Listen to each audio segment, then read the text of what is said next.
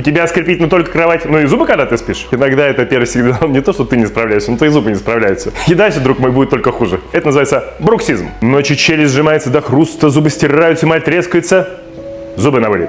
Почему это происходит? Неправильный прикус, отсутствие зубов, возможно стресс, проблемы с суставом, твою личную жизнь мы не рассматриваем. Что же делать? Даже если проблема в твоей нервной системе, зубы надо защищать уже сейчас. Кто же тебе поможет? Твоя зубная фея, ортодонт. Она изготовит тебе специальные ночные капы, которые будут защищать зубы от этой перегрузки. Ты или твой близкий человек, возможно, сталкивался с этим? Пиши в комментариях.